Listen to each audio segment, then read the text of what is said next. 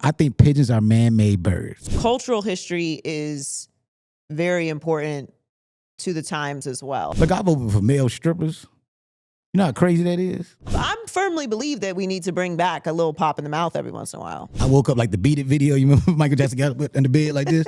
I'm like, I know my audience is people that hate my ass. I know exactly who is consuming my content. I appreciate y'all. I appreciate the engagement.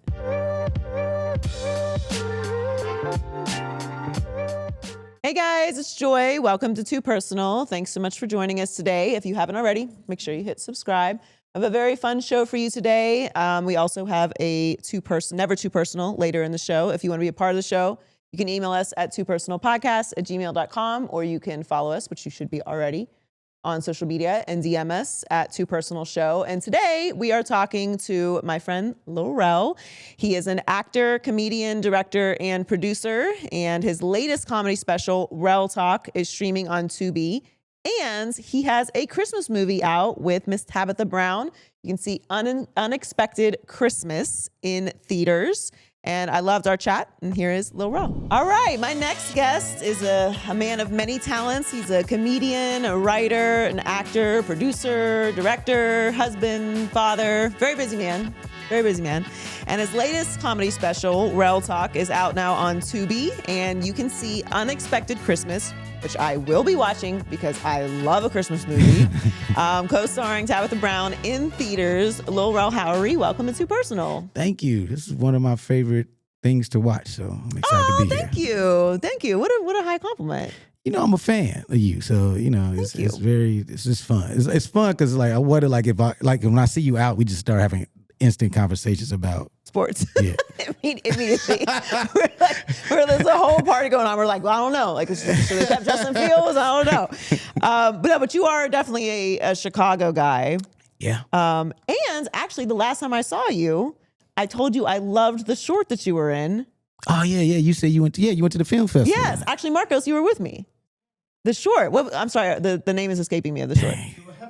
Yes. Yep. Yeah, dang, you put me on the spot. I'm sorry. We'll edit it. I forgot the name of it. But it's, I do so much. It was really. I just forget. It was really fun. What was the name it of was it? So much fun. No, it's a really, really great. I love short films. Too good. Yes. Okay, we'll cut that out. And okay, even if you want to keep it there, I loved the short. Well, he just does so many things. I do a lot of things. But yeah, we saw it. We loved it. Marcos and I saw it together at the festival. It was, and you are you're a Chicago guy. Yep. And so, okay, we'll see. This is my take on the Chicago pizza, and I will not apologize for it. Deep dish pizza is pizza soup, and that's just the truth. That's only one type of pizza is deep dish. I think every time somebody talk about Chicago pizza, they only go with deep dish. Our slices are better to me because they put real meat on it. One thing I hate about New York pizza is that everything is flat. Everything is not supposed to look like a pepperoni. A sausage does not look like a pepperoni. Now that but on I New agree York with. pizza, that's what it looks like. On Chicago pizza, they put real sausage on it, and that's why it's good. But everybody doesn't eat sausage, though. Well, we put real cheese on it. Like, you shouldn't be able to fold a pizza slice. I remember watching Seinfeld for the first time. Like, that's fake pizza. But, and then all the oil drips out. And then you're getting get fat you a as nice you eat little it. square. You know, have them cut it into squares, and you enjoy some pizza. But you like the puffy pizza, though. Puffy pizza. It's like when somebody describes Chicago pizza, it's always like, it's not puffy pizza. It is what pizza is supposed to look like. Hearty pizza. Have you had pizza in Italy? Yes, actually, which is crazy. Yes, I have, and that's interesting. But it's not. That was really good, right? Because everything in Italy is good. Everything they serve here is nothing close. But they make it different ways in Italy too. No, they make it different, but I can't argue something that when they made it, it's theirs. Yeah. But I'm saying not all pizza in Italy is the same. No, I mean none of the pizza pasta in Naples, and it was different than the pizza in Rome. Mm. But Chicago pizza, okay, so we can agree that deep dish pizza is not good. I didn't say it's not good. It's just not the only type of pizza. But every time somebody talks about pizza, that comes from Chicago. Yes, I think it's pizza soup, and I think I won that argument. So that's the start of the show. All right, so we really start the show with a personal question or fun question from the bowl. So we'll start with that. Okay. I will answer it with you as well, so you're not alone. Which conspiracy theory do you low-key believe? Damn. This is easy for me. So I allow all of my friends to have one conspiracy theory. Once you Okay. get to two, we can't be friends anymore because you're doing too much on the internet and you don't have enough work on your hands. But you are allowed one conspiracy theory. Damn. I mean, you might have to go first because I had to think. This is a question like you really have to think about a day before because I'm not like a conspiracy I've theorist. never ever allowed someone to swap. Would you like to swap? No, because now I want to. wanna I feel like I know. Let me think about this for a second. Because also, I'll tell you mine. Go ahead. Birds are spies for the government. Well, okay, so here we go. I recently talked about this, but I don't mind following up on this. I think pigeons are man-made birds. Yeah, I agree. Is that a conspiracy theory, maybe? Yeah, for sure. Right. For sure. I've seen a lot of defending of pigeons recently as well. I saw an actress recently. Yeah, Sarah Paulson was defending What'd she pigeons. say? Well, because they're sky rats. Of course, everyone knows they're sky rats, and she was saying that they're actually really like empathetic creatures. They like mate for they life. were made. They were programmed to be whatever they want them to be. Yeah, I've never seen a baby pigeon a day in my life. I never seen a pigeon egg. Where are the None of pigeon this eggs? stuff exists. Where are the pigeon eggs? It doesn't I've never seen a exist. pigeon egg. I've never seen a pigeon egg. That's a great point. And they deliver messages for us. That was like their purpose. Like you send pigeons, to deliver messages. Birds don't even really fuck with us like that. So why are they always around? And I don't dead under birds. pigeons, I've seen only a few of them, like maybe that, but it had to be something happening to them. Like somebody had to like run over it with a car, but it was still in the same form. You like other stuff get flattened. Not a pigeon. That's weird. I'm with you. So we have the same conspiracy theory then. Because this is a conspiracy theory. People are going to be like, you guys are weird. These are birds. Yeah, And they're you're wrong. birds, They're but not they're birds. man-made birds. They're not like regular. They're not like a toucan. No, it's kind of interesting because nobody's ever like accused anybody of cooking pigeons. Like it's pigeons is standalone, and there's a lot of them in Chicago. I don't know why we have so many pigeons in Chicago. That's what I was in Chicago a few months ago, and that's why I started having this ideal about this. I was downtown Chicago. Was a bunch of them. I went to one of my favorite restaurants, J&J Fish. They got the lemon peppers, whatever. So I went to J&J Fish, and it was a gang of pigeons just chilling on the corner, and I was just like staring at them and just looking at how much they don't care, not scared of humans. And I'm like, yo, are y'all even real? I'm telling you, I'm so glad I brought you to my side on this. They're not. They've been sent here to spy on us. They're reading our messages, and I think they've evolved into full on like spy robots. They don't die. Like I feel like growing up, I saw the same group of pigeons in my neighborhood my whole life. I could recognize who the pigeons was. That's crazy. I'm with you. This is the beginning of how people fall into these loopholes on the internet. It's been a pretty wild couple of weeks for the internet. Oh my God, there's so much going on. I feel like the internet is always wild. Do you spend a lot of time online? That's interesting. I think I do without knowing that I do. You know how some people intentional go looking for stuff? I don't do that unless it's like stuff I'm really like the random stuff I read is like I like to read deadline articles. Mm-hmm. I do that all the time. Or I like to go to watch like sermons on YouTube. And then I like to watch old basketball highlights or like just watch. Sometimes I like to watch random NBA beefs, which is so weird to me. Like I don't know, like why Ken Martin, Tracy McGrady don't like each other, and then I want to see why that. You know what I mean? What that's was about. The origin story? That's nostalgic though because there are no beefs anymore. No, it ain't. And which is why like when I did the movie Uncle Drew, one of the first questions I asked Reggie Miller was like, why you and Michael Jordan was so angry at that one game y'all got into that weird fist fight? Because they look like they hated each other. And they both tell two different versions of whatever that story is, which is pretty hilarious. But when you watch the thing back after hearing the story, you're like, both of y'all look like y'all started it. You know what I mean? You're both at fault. You're both kind of at fault at it. But, it's really interesting. I like diving into that. It's very weird. But as a comedian, do you feel like you have to use the internet for research? No, not for me. Where do you get your material? Life. And, if you watch any of my specials over time, it's all been life stuff. It's never been like, oh, this is topical. Sometimes I jump on things if it's something that stand out to me and I can't stop thinking about it. Other than that, I don't do a lot of topical stuff. Are you very political?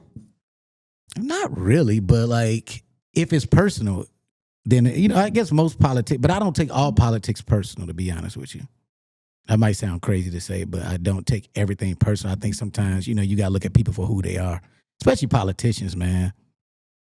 The fangirling of politicians has been one of the more irritating developments as a country that we have gone through.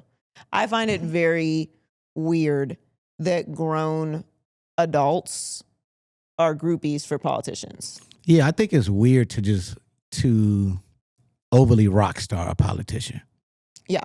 It's a public servant. They have a job to do. That's really all it is. Well, that's what's interesting about, which is why I'm saying is like, I look at somebody like for instance, with all the craziness of what we have nowadays, as we see as Republicans, you actually end up like, dang, John McCain wasn't a bad guy. We did John McCain terrible. Yeah, he really, based off what we say an American hero is, that's what that brother was. And he was respectful. He was never disrespectful to Barack Obama. He knew they were running for whatever they was running for. But he's like, that ain't got nothing to do with personally who this brother is. We just don't agree on how to do some things. He said that type of stuff. And I'm like, dang, we went into this Democrat versus Republican thing. I'm like, I wish he would have ran against somebody else, because John McCain would have probably been a really good president. Well, he was certainly a great candidate, and he was somebody who, like, at least surfacely cared about the country. And he was a real, like a full-blown war hero. Yeah. Like a real one. Yeah.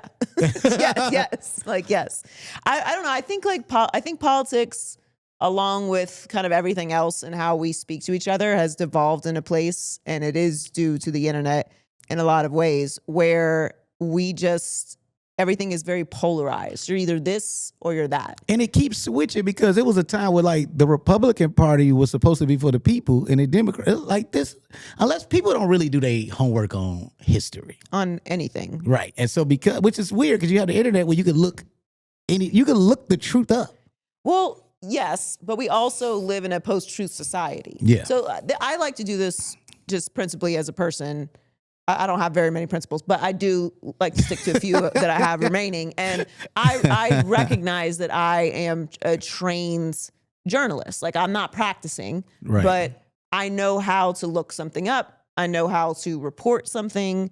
I know how to say something live on air without getting reprimanded for lying or, getting sued for misinformation. So I know how to find things that are credible. I know how to say something so that even if it's alleged, it can be said in a way that I'm not liable. So I like to know what the truth is. I don't want to base my opinion, other than birds, on nonsense. This is why I'm smiling too, because for me, I like journalists. Nowadays they kind of use the iPads, but I used to love seeing people who have papers in their hand. Mm-hmm.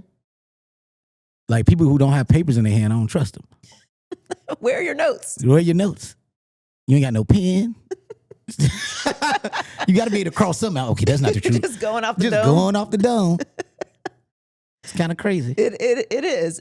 It's really, I think research is very important. But I do also realize that everybody is not equipped to do proper research.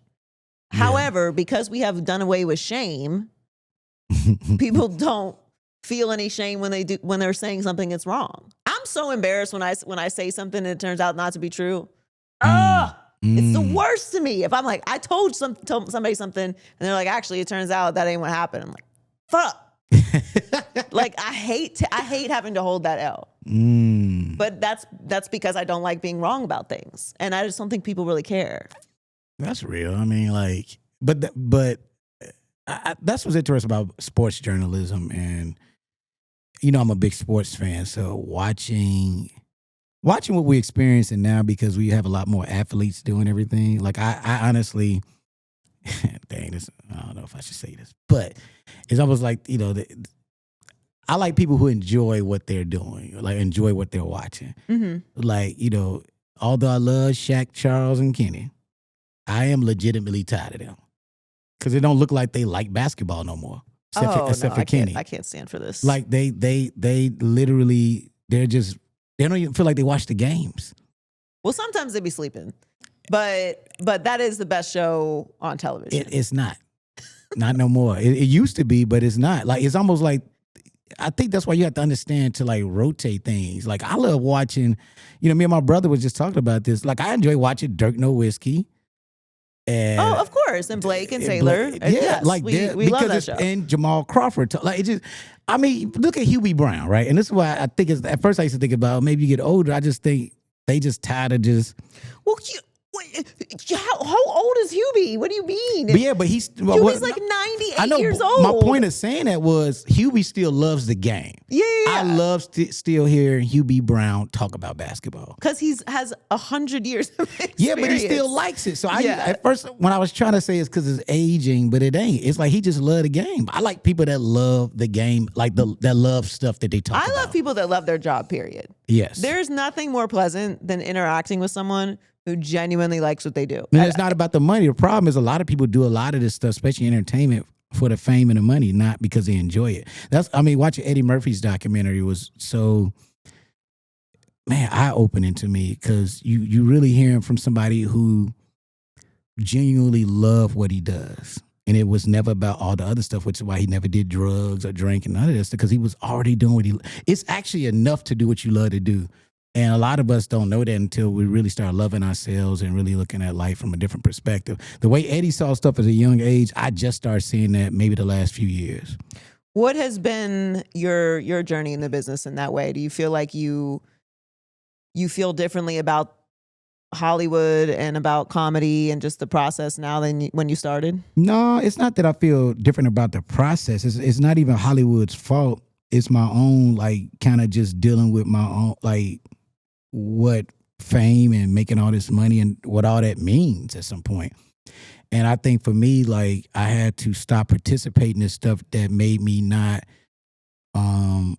be present for all the great moments I had since I've been doing this. Sometimes you're so scared the rug gonna be taken from under you, you kind of don't pay attention to stuff. So I haven't drank in 2 years, but and look, that's just me. Everybody else got their own journey, but I was doing it most of the time because it was so much anxiety in these moments, and I didn't know what to do with that, because once again, either you have that imposter syndrome, and you also like, dang, do I deserve this? Because where I came from, you know what I'm saying? So the last few years, I've loved myself so much. I've been so present. I've been really enjoying myself.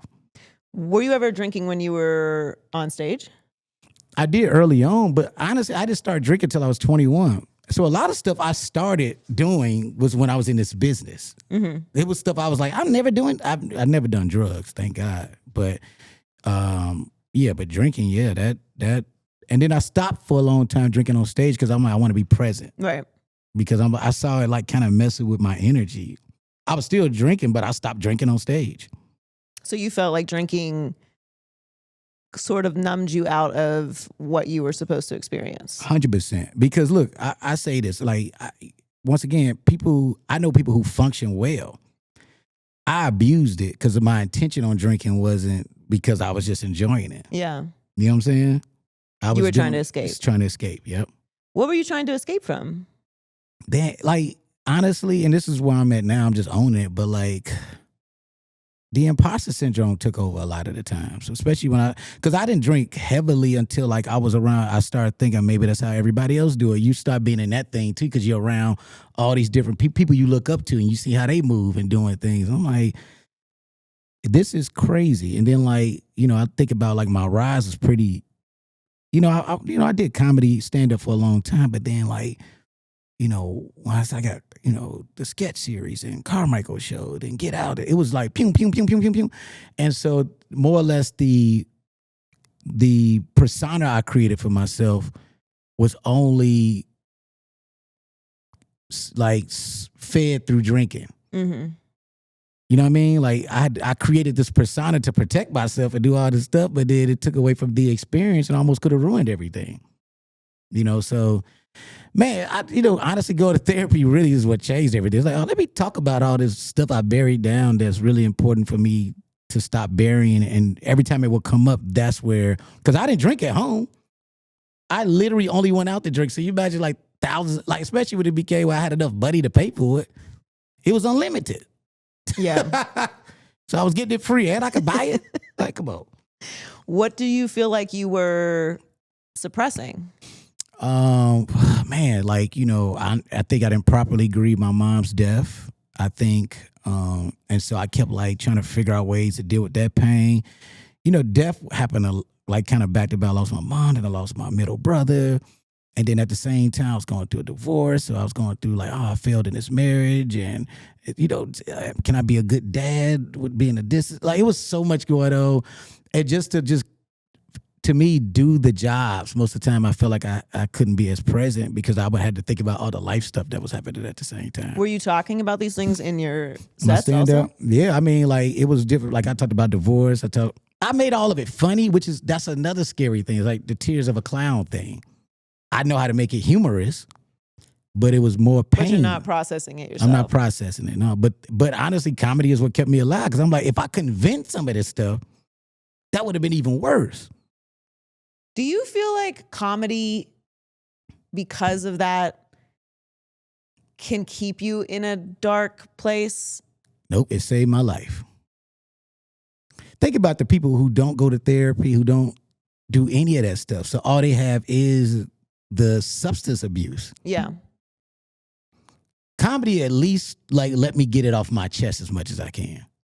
Like some of my funniest sets, I remember when I went like casket shopping for my mom to get her casket, because I'm the oldest, and I had to do like the responsible stuff, and my aunt and uncles were with me. But comedy showed up at the most saddest time. Then something hysterical happens, and then I'll go on stage that night and just talk about it. Like, comedy saved my life.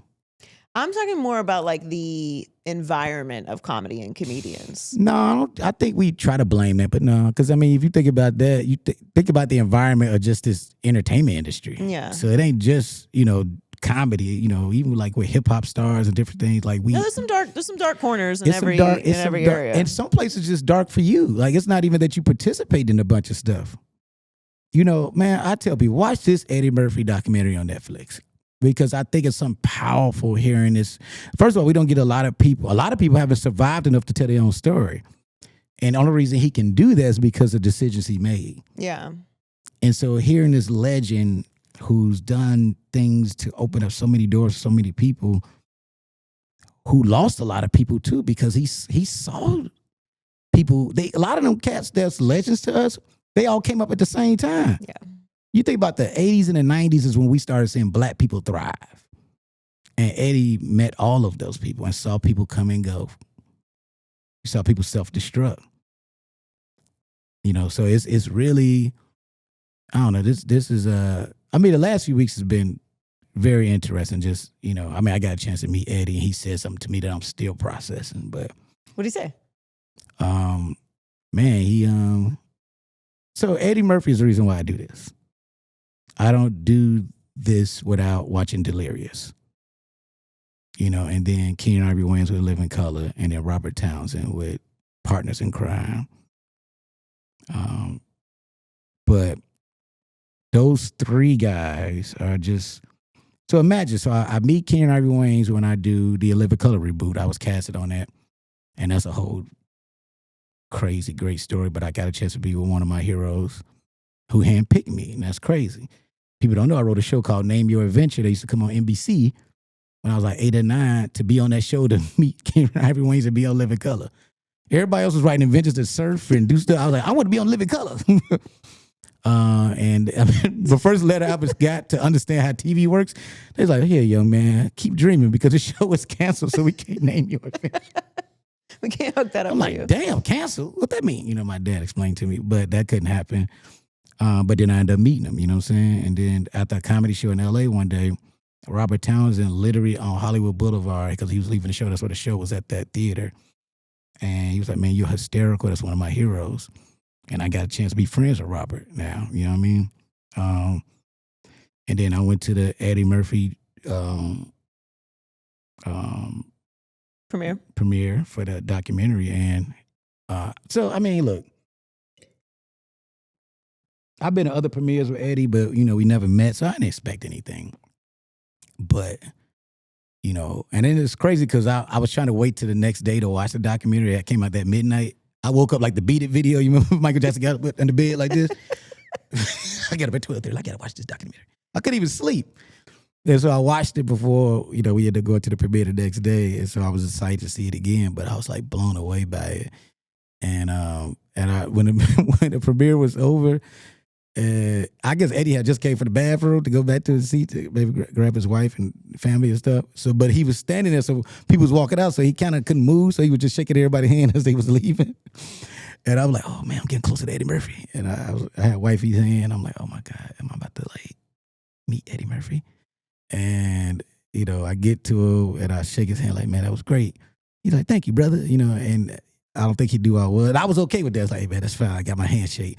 And then Rich, who is Eddie's cousin, saw me like, what's up, Lil Rel? And he's like, Lil Rel, man, you are funny, man. You are so funny. And I was like, I whispered to the wifey, like, I got to go out here before I start crying. I mean, that's like Michael Jordan telling you you're good at basketball. But that's part one of that. Oh, okay. That was enough for me. I could have went home, but she's like, yo, let's go to the after thing. And I was like, all right, cool. We go to the after party. And she's like, oh, Eddie's over there. I'm like, hey, he don't usually come to these things. And I was like, let's just walk over that way. And so we kind of walking towards there. And then he was like, hey, man, I'm serious. I said, serious about what? You're hilarious, man. You're funny. And you're a great actor. So I'm just staring at him like, what? Because I didn't expect to hear my hero even know who I'm still honestly, it's hard for me to tell the story because I'm still like emotionally processing this. Like every time I probably teared up about 4 or 5 times in the last 6 days. Like, but it's like that is legitimately the style of comedy I do. And a lot of people are like, I'm an Eddie Murphy fan. No. See, the way Kobe studied Michael and did all that craziness, which I used to think Kobe was crazy because I was a Michael Jordan fan. Like, who is this young dude trying to be exactly like Michael Jordan? He got the celebrations and everything. This is insane. But I'm like that with Eddie. Mm-hmm. If you watch my specials, the way I format how to tell a joke, it's based off Delirious. It's explain what the scenario is. And instead of just telling the story, you act out every character in that story. And that is how I do stand-up. That's exactly, I do it exactly that way. And so there's a lot of very specific things I've done over time because of my heroes that nobody know intentionally that I did. So when he said that to me, and then he repeated it, because after that I was like, well, brother, if it wasn't for you, he's like, no. It ain't got nothing to do with me. You're a great comic. You're a great actor, man.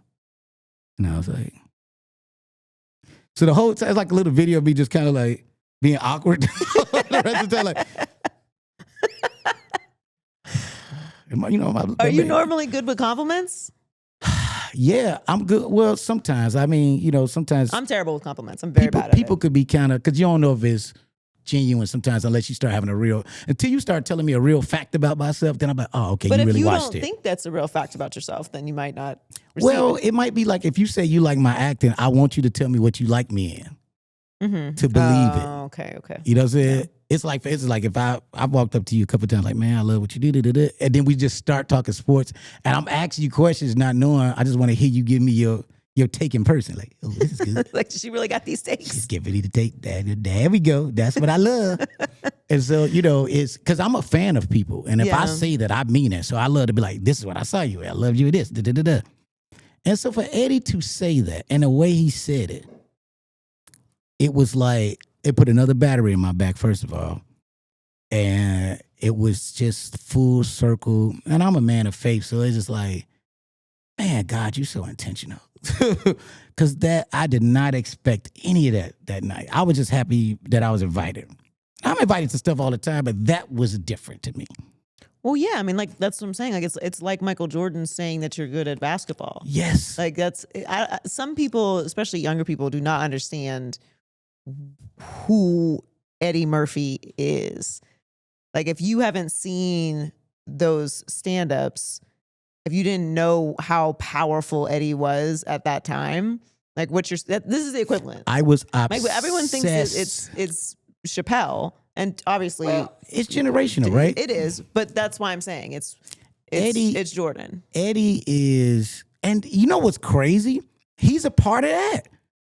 Like Eddie, Michael Jordan, all of them in the early 80s. Yeah. Magic, Eddie Murphy is a part of all that craziness. Yeah.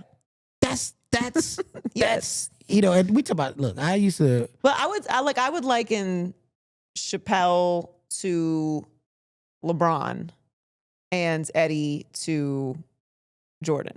That's 100% that. Which is why I'm Kobe. I don't care what nobody says. I know y'all got y'all fans who y'all fans. Rewatch my specials someday and see exactly how I did that. Did that do something? Did him saying that to you do something for your? And I know you're still processing it because it's just happened. But did it do something for your imposter syndrome? I was already. It's funny. I was already in this great place. I am. I mean, I told you last few years I really worked on myself. Like this is the happiest I've ever been in my life. I'm so happy. I mean, like it's a reflection on, just everything I did. I did mind, body, and spirit. I really worked on everything, and so it was really confirmation watching the documentary that I was on the right path. And I'm like, oh, I get it now. Because once again, I was just talking to my hero Robert Townsend the other day. I literally talked to him about meeting Eddie Murphy, and I'm like, do y'all understand? Like I said, Robert, for real though, if y'all didn't exist, you three, my heroes, Keenan, Eddie, Robert, it's a lot of things that wouldn't have happened. It's a lot of people that we wouldn't even been introduced to. Mm-hmm. And I love Robert. Always rushed me off the phone, and I love being on the phone. Sometimes we be on the phone for like an hour and a half, and he's telling me these stories. He's like, "Oh man, get some sleep." I'm like, "I ain't gotta go to sleep. You can literally keep telling me these stories," because it's really fascinating how all of them was a part of this thing, man. They influenced generations of people, and it's not just in the field. The field they in was just how they started. Yeah, it was influential to everything. Well, pop culture to movies, comedy to we don't art, get a halftime music. show without a Living Color. Yeah. The Super Bowl halftime show would not be what it is if it wasn't for a Living Color. And Living Color stole those ratings. The next year they had Michael Jackson. Well, this year it's going to be the what is it? What is it? The America First or what's that? What are the weird people doing? The fake halftime show. Is that a real thing? Oh yeah, they're gonna do it. But who they got? The white people one. But who's gonna perform? The potato salad raisins halftime show. Who the heck What is they it gonna called? get? We don't even need to get them up, but yeah, no, they're doing it. That's interesting. I don't think it's gonna do well. Benito. Where do you think comedy is? What direction is comedy going in now? Because I feel like it's changed in a lot of ways. How you break into the business has changed. You've got like creators now. You kind of have like TikTok comedians. I mean, people be funny as hell on the internet, but I don't know that it always translates. Like I always say, like I'm hilarious in real life. I'm not as funny on the internet.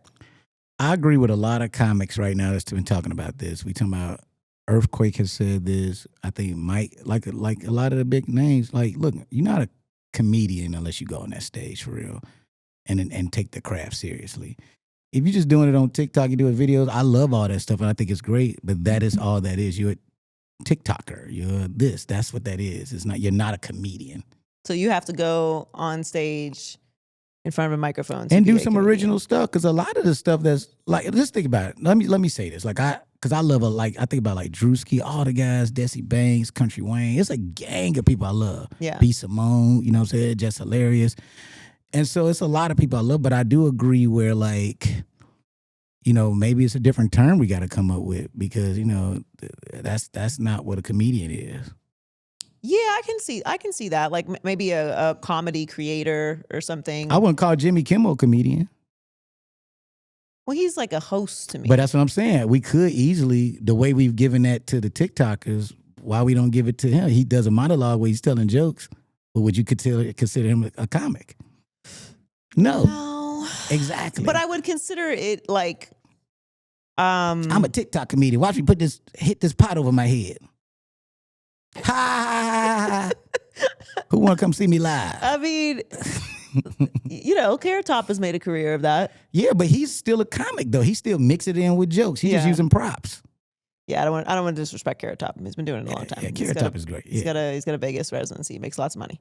Yeah, I mean, I think it's kind of like everything is in that space now too, because sports gets a lot of this as well, where people are kind of, hating on the sports creators. And for a long time before podcasts took everything over, everyone was like, oh, you're you're not an analyst, you're a podcaster. There's always like some resistance from the old guard to whatever's changing in the business. To me, I tend to agree with you. I think that there is a difference between someone who can stand on a stage and tell jokes in a room and make people laugh. And I still accept it too. Even with the sports guys, I think we just have to stop trying to define things with old definitions. Yes. Let's be okay with whatever this new space is. Yes. Yeah, the space has changed, and there's different ways people consume things. Like a stand-up, to me, someone was talking about this the other day about just doing stand-up comedy. I was like, it's like one of the hardest things to do. It's like hitting a baseball in the major leagues. Like to be a professional stand-up traveling comedian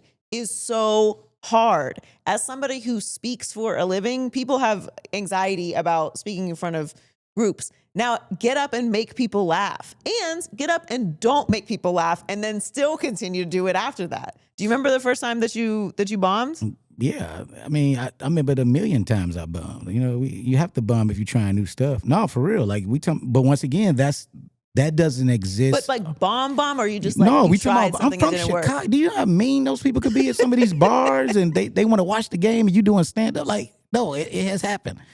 It's happened plenty of times, especially when you're trying new stuff and you going to all these different rooms. But the chilling circuit don't even really exist like it used to, man. I performed at some random. I did a baby shower before, but that was a part of the game. Did you do baby shower jokes? I don't even remember what I did. Some of that stuff you freestyle. Like, let me see what the moment of me being in this living room is at this baby shower. You were in a living room at a baby shower? Yeah. You were hired to do that? Or yeah, someone was... I got $50. Just wait.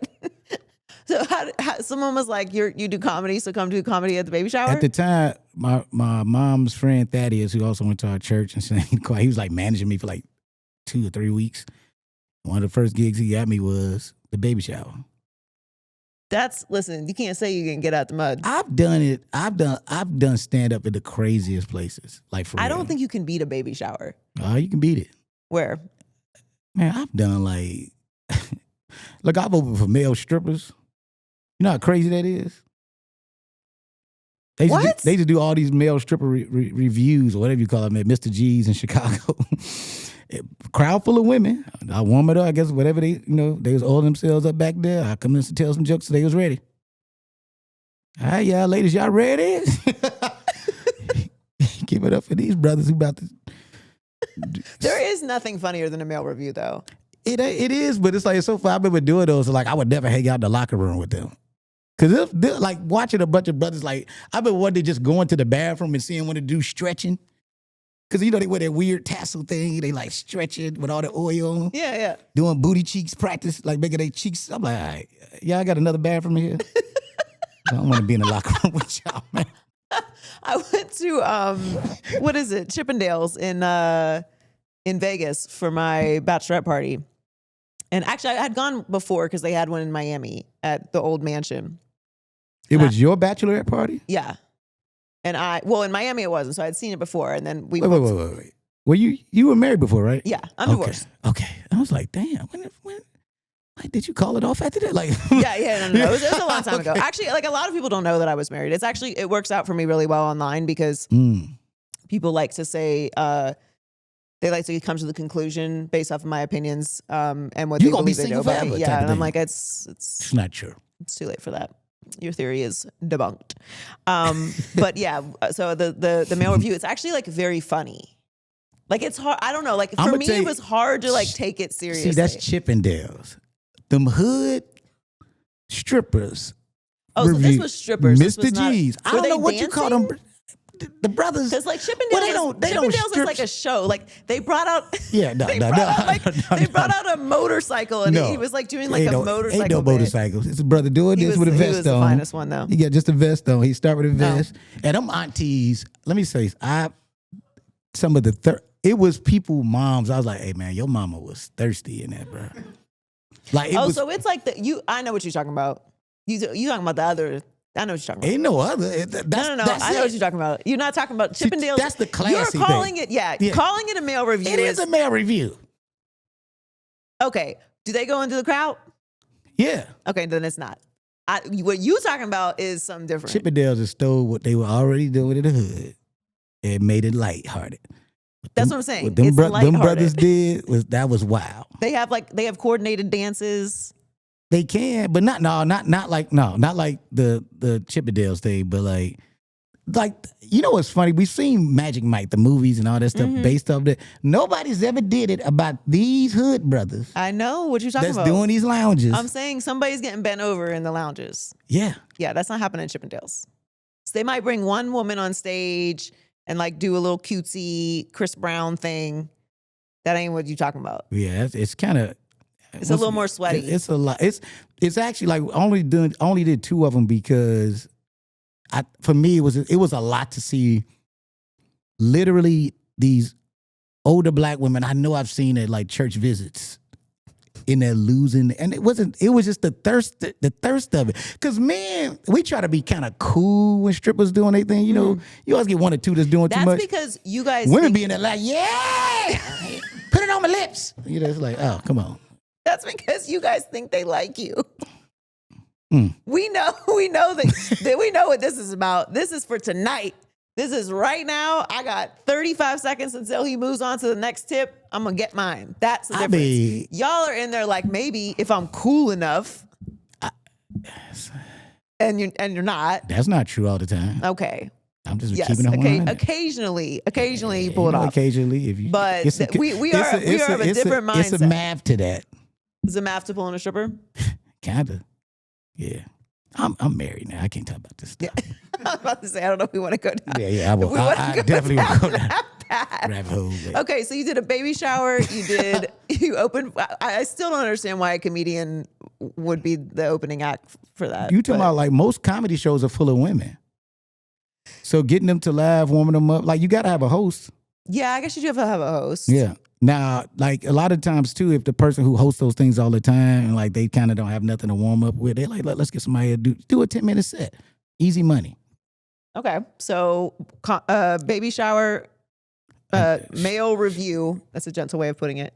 I mean, I've done the female stripper joints too. You've opened for female strippers. Because females, when it's women strippers, it's more of a mixed crowd too sometimes. Women that come see women dance, you're not going to necessarily see most brothers coming in with the ladies. Hold on. Back in that time, this is like, we talking about like early 2000s. So you opened for women strippers? We was a review. So this place called Mr. G's used to do it for everybody. Like it had it like where they could do it for women. Yeah, and it's like do it for the one guys. that's based off of, that's in Beauty and Black. No, that's a strip club. See, you don't get it. Like Chicago's a different type of place. I've never heard of a place like this. It's some places that they hire. I know about strip clubs. That's funny. I know about the step below strip clubs. That's what's interesting. This is what I find fascinating about like people love to put all the craziness with Hollywood. Mm-hmm. When I'm like, fam, in the hood, they doing all this freaky shit too. They swinging, they doing everything. It lounges in the hood. The lounges be up. No, but I'm confused as to what you're saying here. So what you confused about? What I'm confused. If I'm going to a strip club, have you ever seen the movie Players Club? Yeah. You seen the movie Players Club? Yes. So imagine like people hiring these strippers who may work at a club at other venues outside of just a strip club. It's like throwing a bachelor party when it's not a bachelor party. Okay. So you got to be really funny then. Not really. It's a good crowd. Like these are people who come to comedy shows anyway. They're not different people. You think these are different people that go see strippers? These might be the same people that saw me last weekend at the comedy club. And then they're at the strip club. Yeah. This is and it's not the strip club. It's a review. Okay. So male and female reviews. I feel like that's how a lot of those wives at that time got away with coming to that. Because they didn't know it wasn't a strip club. Mm-hmm. It's just ladies' night. This is a very specifically titled, like, girl, we just going out with the girls. Okay, have a good time. So this is why ladies' night has a bad connotation. Because we're just doing classy things on ladies' night. Yeah, because now it has a weird definition. Imagine when they first started this stuff. The stuff you can get away with. Well, you can't get away with nothing now because everyone has phones. So unless exactly. you are, I mean, they probably like, yeah, but nobody's going, if you think about it, who's really going, women are way smarter than me. I think some, thirsty dudes might do stuff you don't tell them not to, but like. I mean, I feel like everybody is cooked when it comes to the phones now. That's depending on what generation is at these things. Like the older generation. Yeah, older generation. Yeah, they not like, they like in the purse. iPad, holding the iPad up. Nah. Taking pictures. Yeah, that stuff in their purse. I feel very lucky that I am of the generation that I am from because I was born in 87. So you was born in 87? Mm-hmm. Damn, I'm old. No, not old. I'm old. But I was born in the 70s. Okay, so 10 years older than me? No, it was 79. Yeah, so you're not even 10 years older than me. I'm not old. Who younger than who? How old are you, brother? It's a good age, man. I can't wait till I'm 50. I'm actually excited for 40. That's good. Do you feel like as you've gotten older, I mean, obviously you said you did a lot of work on yourself. Do you feel, I don't want to say compelled, but like, I think, I don't like to speak on men's business, but women, we do like to have open conversations about therapy. We, at least in my friend group and with, the women that are close to me, we have pretty transparent conversations about, checking each other, checking on each other, holding each other accountable if one of us isn't taking care of ourselves or something like that. And it's not coming from a place of critique or hate. It's actually coming from a place of care. I think we in a good place. Me and my homeboys, man. My boys are called my friends. Like we do talk now for real. It ain't just like, hey, let's go watch sports and then maybe I'll bring this up. But like, no, I have. Have you aged into that? Yeah, I mean, because I had to start working on myself. I had to be comfortable. A lot of us still grew up in the the older generation where that stuff was taboo. But I just know how more healthier that is to have these conversations with my friends, my homeboys. So I do. I really do. And a lot of us are raising sons and so that's very important to make sure. And it's interesting because the younger generation, my oldest son is 15, they already have a better mindset, man. My kid and his friends, but like they're not like, I'm like, dang, we was a lot more creepier and weirder at our time. Y'all like, they like be like, no, Dad, that's wrong. And then I'm like, okay. You know what I'm saying? So it's really interesting. But man, like I love that now that me and my homeboys are having some real heart-to-heart conversations. And I feel like for a long time, everything would have to be like, we also were watching the game. It was always all about that. It's funny, most males try to have those conversations. They literally meeting to watch the games just so they can have somebody to talk to. Mm-hmm. But then the environment got to be open to it. Because somebody can be like, man, shut up, man. Ain't nobody care about all that. We ain't here to talk about our wives and life. And it's like, yeah, that's crazy, man. Yeah, man, I hope the Lakers win today. Inside, it just suck it all to talk to. No, I mean, it's true. I think like it is a generational thing as well. I joke that our generation gave the next generation therapy, drinking water, and we cut down on the cigarettes. Like those now, I don't know, we got some other things we still need to work on as millennials, but I definitely think we have passed that. I mean, even with homophobia, like the teenagers see that, they look at that, they're not like, they look at all that so different than what we did. They're like, yeah, Johnny's gay. So, oh yeah, he just like, it's just so casual. I mean, it's to the point now, I don't know, it's this newer, I don't forget what they called it, furries or something, but like kids that like act like they're animals and they just accept it. I'm like, what? It's just a lot going on. Furries is I'm from Pittsburgh, and for the National Furry Convention or something. That was new to me, man. I was like, I have quite the. Like, why this boy got on pajamas? Well, because he's a lion. I'm like, oh, okay. And they're like, okay, cool. They do it. Yeah, I have a solid furry education from it being there. Once a year, the furries just descend on Pittsburgh. No, yeah, that's a good point. That's a good point. That's definitely an adjustment that we've given them. And beating our kids. We don't. I don't think people beat their kids anymore. Nah, like if we whoop our kids, it's like we probably really fighting them. Like, oh, you want to fight me back? No, I'm joking. I mean, but not just like whoopings. A lot of that stuff was passed down from. You know what I mean? So like, no, I never been a whooping dad. But then you do have to figure out what your authority thing is with them. You know what I'm saying? Yeah, and every kid's different. I have no children at all, so I have no authority to speak on this whatsoever. Yeah. But I do think those are like the things that we've adjusted for, or at least open the door to have real conversations about with the next generation. Whooping and spankings is totally different. You know what I mean? I've had both. Me too. Frequently. I remember actually the last time that I always say beat my ass, but like it was a variety of things. So whatever. The last time that I got a whooping, we'll call it that. And I remember it specifically because my mom clearly had realized I had aged out of it. So she had a day and she was taking a bath, as moms do. And you can't open the door for nobody. So she went and that's her piece. She's gonna go take a bath. And she was like, don't open the door. I don't care who comes to the door. I don't care if it's your father. Don't open the door. So I can go relax. She didn't say the last part, but now being older, I know that that's what it was for. So she's in the sub, and we have one bathroom in our house. The house is old as fuck. So you do anything, you can hear it. The neighbor kid, we got all of our clothes from hand-me-downs in the neighborhood. So the neighbor kid came over with a bag of hand-me-downs from the girls that lived next door. And I wanted to go through them before my sister did because my sister and I had to share everything.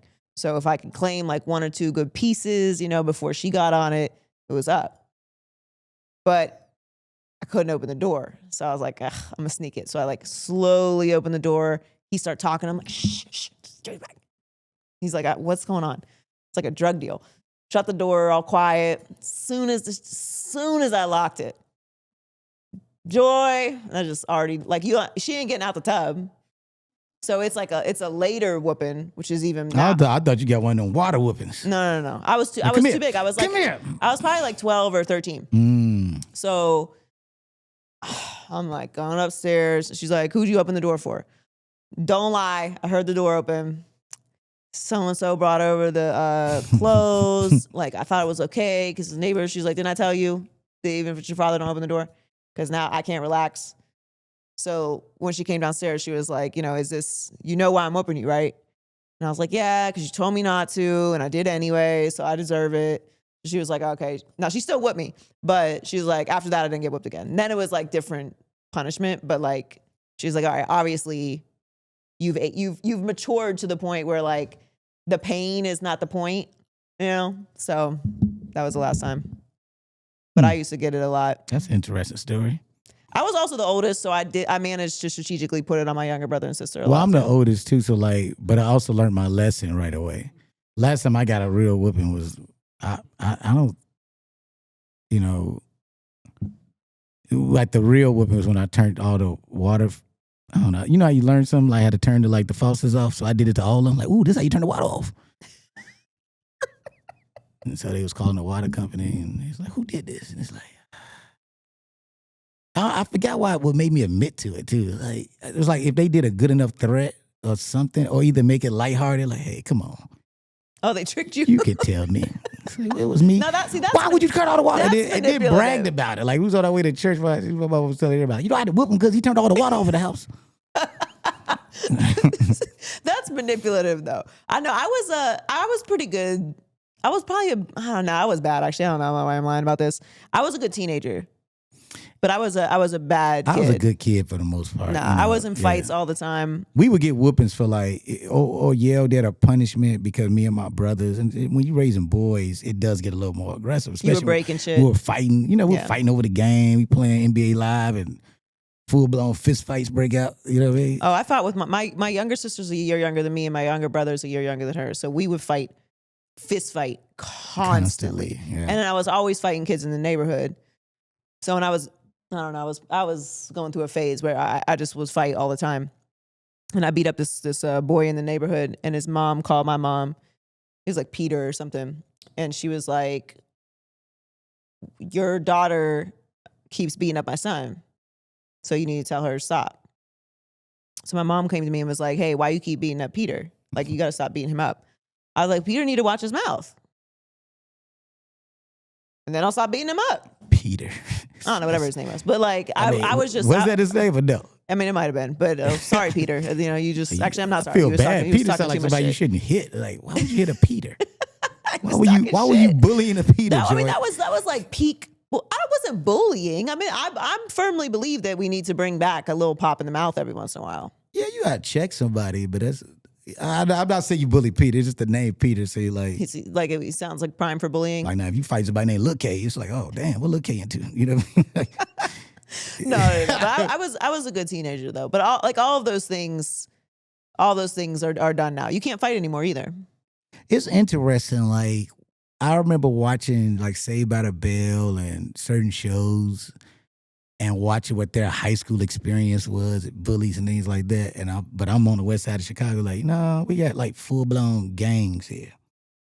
I don't have one person out here just bullying everybody. Like, we would jump this dude.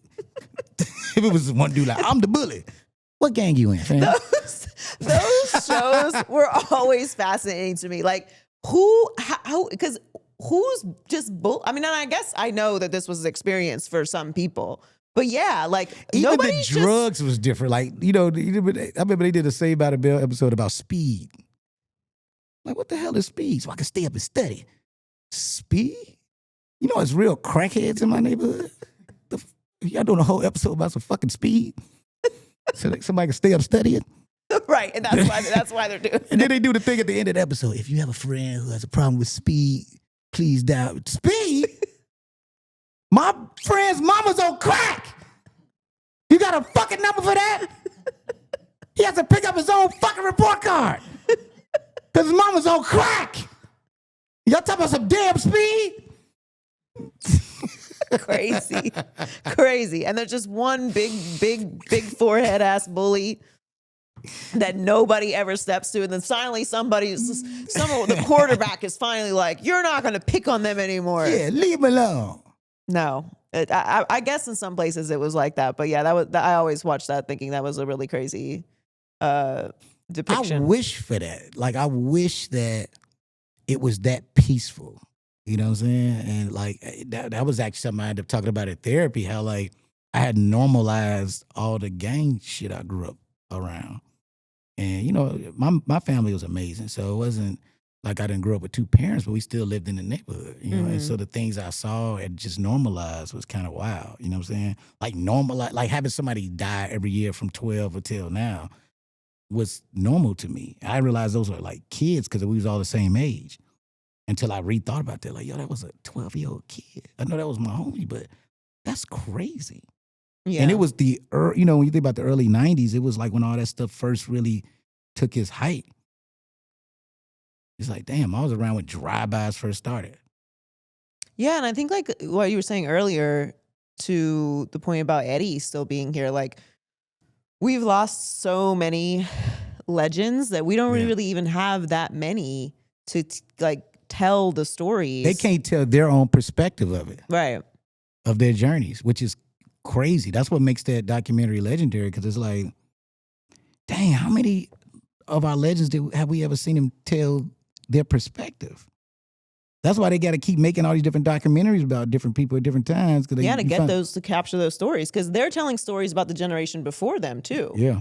Which you know can be lost, and their influence that they carried, and that I think that's important. History is so important to me. Like it's something that I think we take for granted, and now you know you're seeing so much erasure of history that cultural history is very important to the times as well. Like I think comedians are really important to telling the story of what's happening in society as well. Like when you go back and rewatch some of Eddie's specials, you're watching some of these, you know, incredible Richard Pryor. I mean, Richard was so, Richard really, like Eddie, we didn't get a chance to see him necessarily graduate into his, whatever the more adult version of whatever that is. Richard, we got a chance to see that, man. Like Richard was way more political than we give him credit for. Yeah. Just because he knew how to break it down where we all understood it.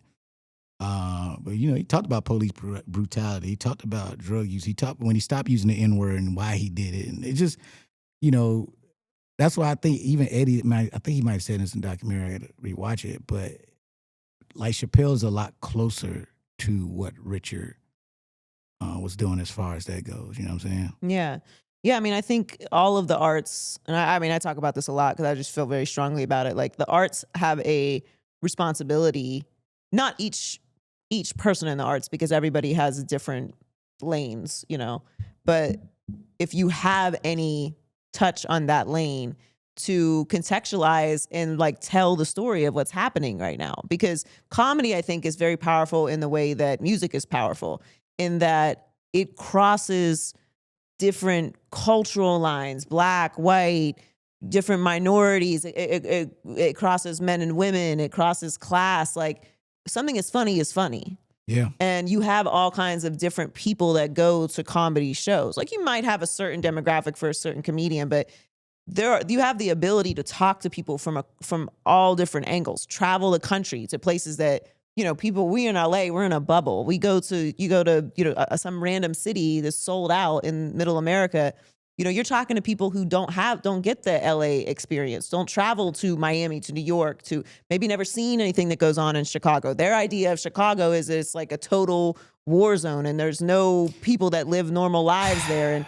And I think comedy is powerful in that way, in the same way that music is, that it can reach people in a different way. Well, that's why, like, I do feel like, you know, a lot of us now that's coming up in this time are almost underappreciated, even though we're doing things like that, but it's not highlighted anymore. The sillier, and it's even with hip hop a lot of times, like, you know, some, you know, the albums to me that's like, well, people saying something, they're not as praised as somebody just talking about doing drugs and passing out. You know what I'm saying? And so it's really interesting, man. Like I wonder sometimes, can we have a full circle moment where you do pay attention to the people who know how to deliver things, not just from what looks good online or a few clickbait things, but really saying something. You know, I look at like people like Ali Sadiq, who's a stand-up comic who's just killing it right now. Ryan Davis, who had a special come out recently. Josh, what's Josh's last name? Dang. Johnson? Josh Johnson, who's just like, it's people doing some very unique, great things. And, you know, and the reason why I include myself in it, like, I've been able to, like, because I'm still able to make things really funny, but it's like, I did a interview with Van Lathan, you know, Van. And he was telling me one of his favorite bits is the one I did about, you know, the slap with Will Smith and Chris Rock.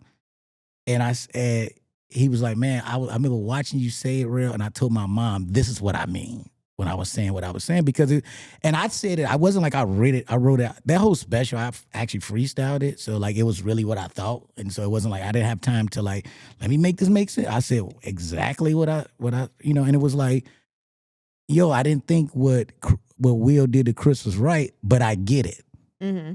And I went into a whole thing about why I get it, right? And so, like, those type of things, we don't, like, the clickbait would be somebody saying something quick about it, and I would whoop if that, but not like this that makes you think about it in this broader way. Yeah. You know what I'm saying? Because, you know, everything has a reason to it, even if when it's wrong. It's like, you know, origin stories are interesting, man. You know, what X-Men, I remember watching Magneto's origin story. You be like, damn, I get it, brother. You know what I mean? Like, the origin story does matter. That's why Bane makes sense. Like, yeah, it kind of makes sense why you would take that path. Like, what other path would you take? Not saying it's right.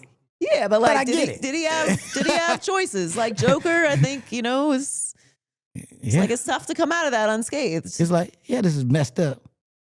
I get it.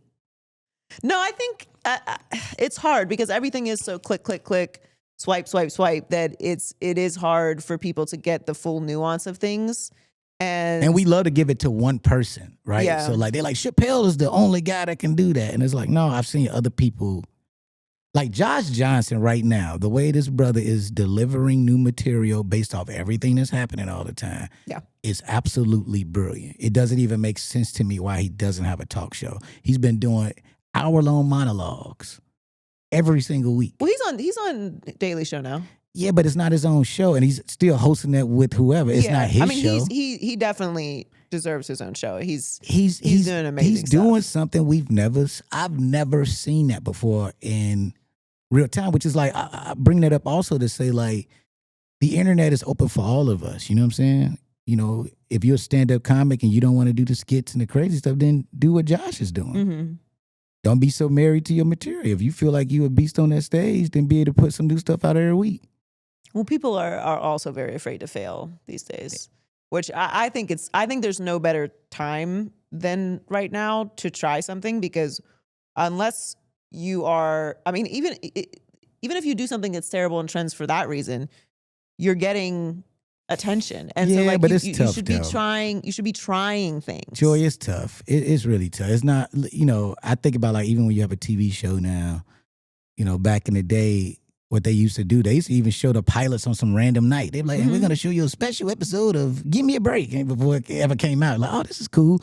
And it gave time for something to breathe. Like, even when you think about the first few a few seasons of Seinfeld wasn't great, but once they gave them time to get their legs up under them. And you don't have that time no more. Maybe not for a show, but if you're starting on the internet, if you're starting on your own. That's interesting you say that, yes and no, right? Because at some point you do want to graduate, I think. We're in a weird time. Also, like, you know, I brought up Country Wayne, like somebody who's making, like, the brother's making a lot of money on YouTube. And YouTube is just trying to figure that out. YouTube, you know, they had their own channel at one time. Cobra Kai was on as an original show on the YouTube channel before it went to Netflix and became a huge show, which is so crazy to me. It's like, y'all gave up too quick. What I think the problem with YouTube, where they messed up at, maybe that's what they're going to do different now. All these people who's getting all those views, you're paying all this money to, bring them in as executives. I know you don't think like that, but they showed you that they know how to build an audience and do that. Put them at the forefront. Do something different that the other studios has never done, was combine forces with talent. Yeah. Instead of trying to do something separately, just like the those other people things. know their audiences. Like, they know them better than you do. They know what people respond to. Like, that's one thing with me. Like, I know my audience is people that hate my ass. Like, I know who I'm talking to. I know exactly who is consuming my content. I appreciate y'all. I appreciate the engagement. It's one thing we know. Before we get you out of here, though, we want to talk about this Christmas movie, which I will be watching, Unexpected Christmas. Yes. Co-starring Tabitha Brown. It's in theaters now. So tell us about the movie.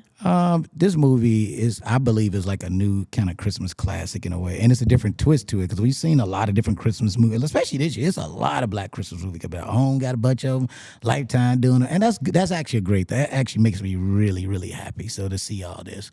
But ours, it stands out. You know what I mean? We was able to put it in movie theaters. But my character, man, this dude gets kind of caught up in dating two sisters that he didn't know was sisters, and you know, and that's where the craziness ensues. You know what I mean? I try not to say too much because I want people to enjoy it, but like everybody that's seen the movie, they like really love it, and I love that. Great. Well, make sure you go and check that out. I am going to watch it. Like I said, I love Christmas movies. You know what is a very underrated Christmas movie? What? What is it? Is it not Last Christmas? With oh my God, I'm gonna forget it. With Queen Latifah, where she has the Last Holiday. Do we consider that a Christmas movie?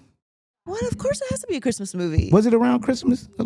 That's a great movie. I love Last Holiday. LL That is Cool a J was comfort good in movie it. for Yeah, me. it was so LL good. Cool J. Yeah, it's Christmas. that's great. That's a great take, actually. That's one of my favorite movies to watch. It's so good. Wow. Oh, Unexpected Christmas? Unexpected Christmas? That's what's up. Wow. But I try not to give Rotten Tomatoes too much credit. No, but like Rotten Tomatoes is one of those things where it's like, if it's good, we'll take it. If it's not, fuck you.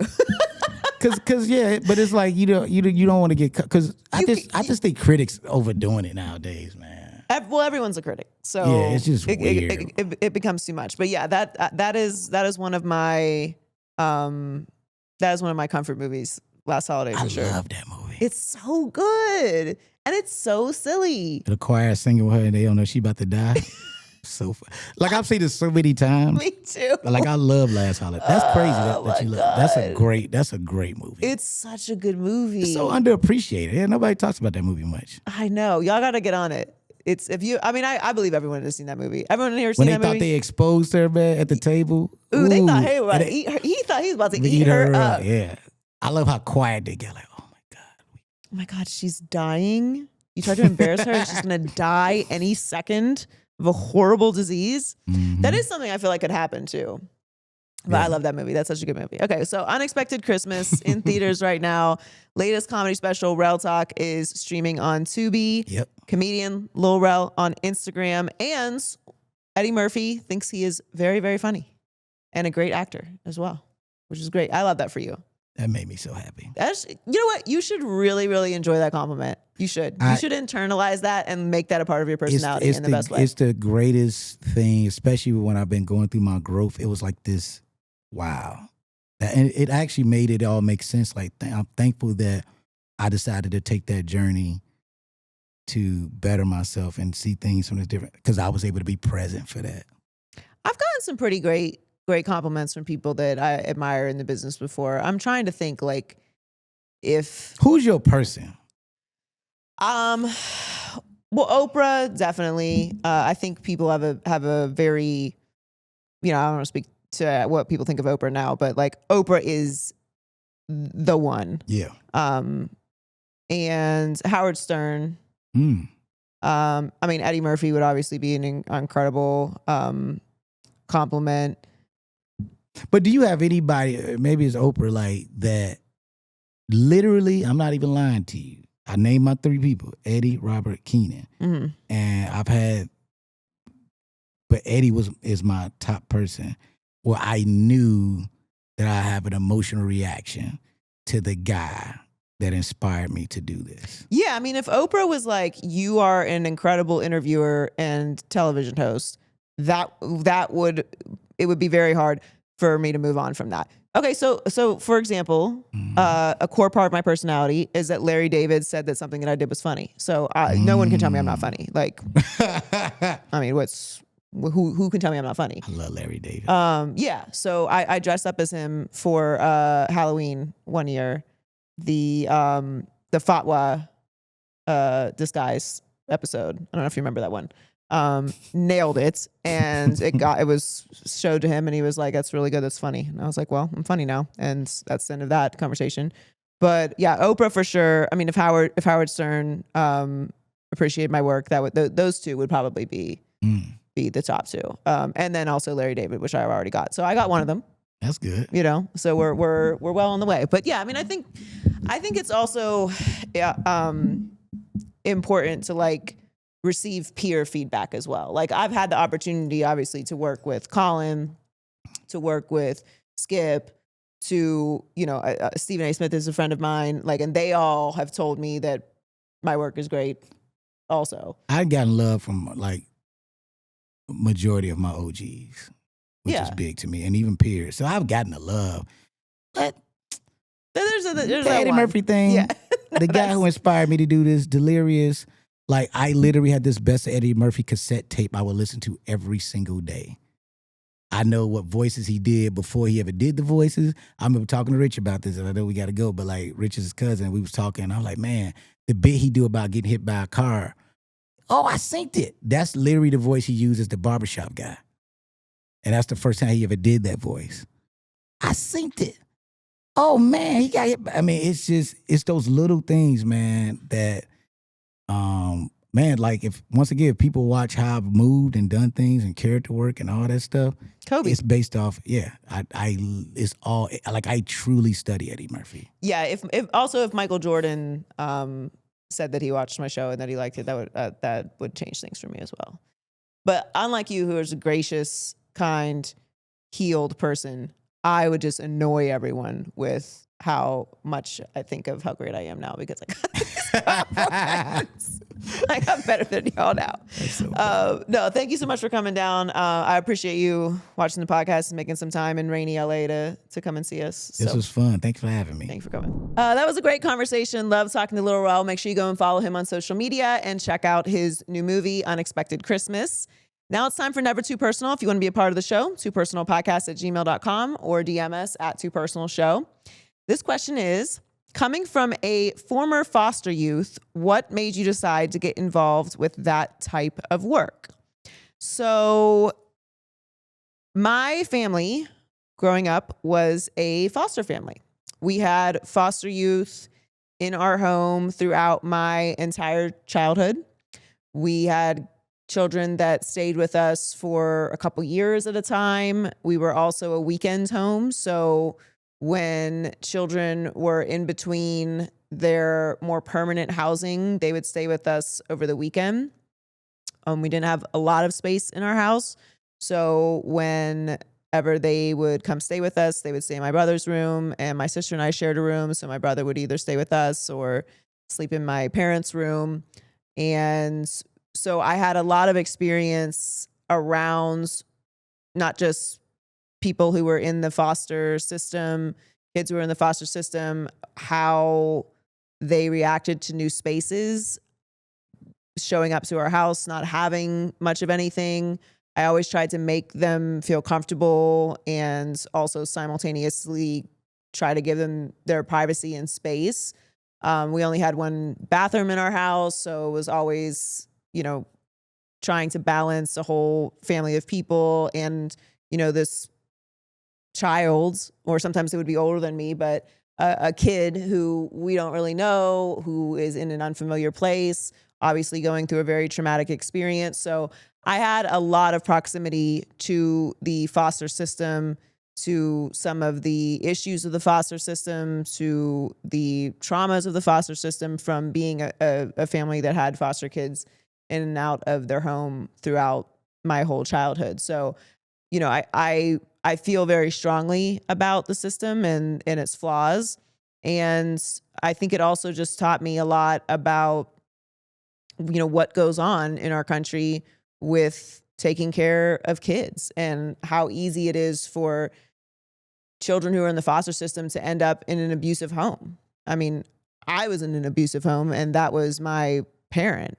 And, he wasn't abusive to any of them, but the environment still was not a great environment. And I can't even imagine some of the other spaces that these children had seen throughout their youth. So, it's a very heartbreaking situation for anyone to be in. And I just empathize very deeply with the experience, having seen it firsthand as a child myself. So I hope that answers your question, and you learned a little bit more about me. If you want to be a part of the show, again, you can email twopersonalpodcast@gmail.com or follow us on social media @twopersonalshow. Make sure that you hit subscribe. Thanks so much for joining us today, and we'll catch you next week on Too Personal.